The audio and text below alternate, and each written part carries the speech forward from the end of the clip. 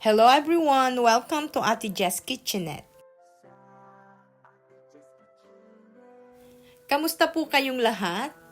Ngayon po ay magluluto tayo ng super easy recipe, yet delicious and nutritious snacks. Magka-rhyme pa po yun ha. Salmon teriyaki. Ayan po ang ating mga ingredients. Okay, let's start! Ito po yung ating salmon, paminta, asin, brown sugar, rice wine vinegar, soy sauce, luya, toasted sesame seed, at optional lang po ito, seasoning powder. Okay, to start with, season po muna natin yung ating salmon with salt and pepper. Ayan.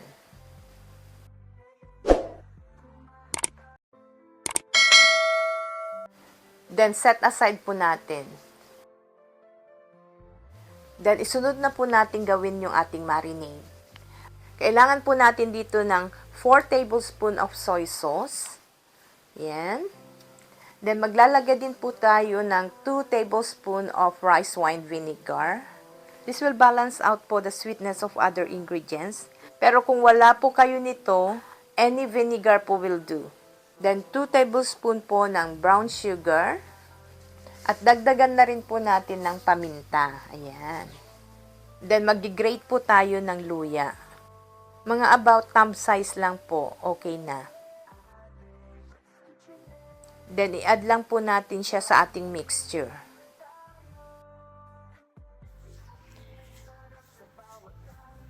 Then, haluin po natin ito ng maigi. Ayan. Pagkatapos niyan, pwede na po natin idagdag sa ating marinade ang ating mga salmon. Siya nga po pala, pwede nyo po ito or mas maigi pong i-marinate nyo po ito overnight para mas malasa pong ating mga salmon. Pero sa Ate Jess wala pong time, kaya minarinate ko lang po ito for half an hour.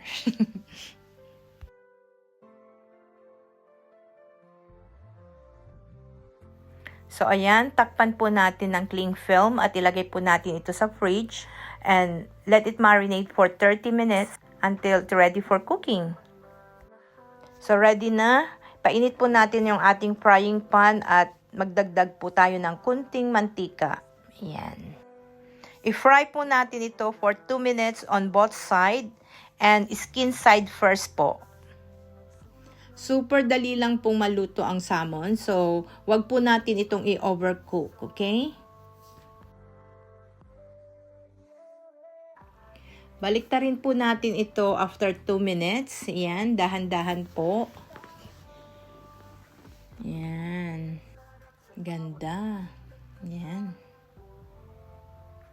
Napaka-crispy po ng balat niyan. Ayan. Ganda. So, after another 2 minutes, pwede na po nating ibuhos yung pinagbabaran po natin kanina, yung ating marinade.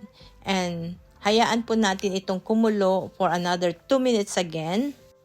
Take note, nasa medium to low heat lang po tayo dahil madali pong masunog ang ating sauce dahil sa kanyang sugar content, okay? I-flip po natin yung ating mga salmon or baliktarin. Baliktarin ba tawag doon? Hand baliktarin ba ang tawag doon? Sabi niya, i-google ko daw. Ayan, paliguan din po natin ito ng kanyang sauce para ma-coat po ang ating mga salmon. Ayan, paliguan daw. Ayan, kagaya niyan. Anong tawag ba dyan? Ayan, basta ganyan. Actually, luto na po ito. Pwede na po tayo mag-plating. Ayan, pwede na. Transfer na lang po natin ito sa ating plate. And dinner's ready. Ayan. Ang ganda-ganda niya. Kita nyo po? Continue lang po nating i-reduce yung ating sauce hanggang maging glossy. And then, ibuhos po natin ito sa ating salmon. Ayan, sarap.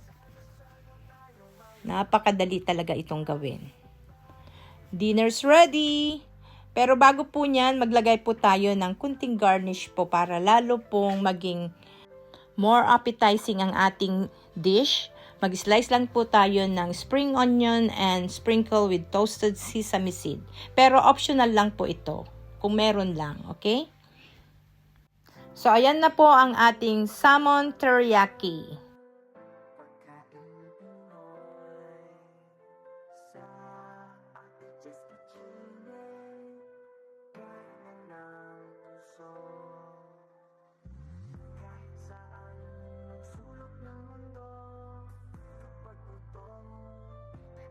Kung nagustuhan niyo po ang ating recipe ngayon, please click to subscribe and don't forget to like and share and hit the bell button to get you notified for more recipes.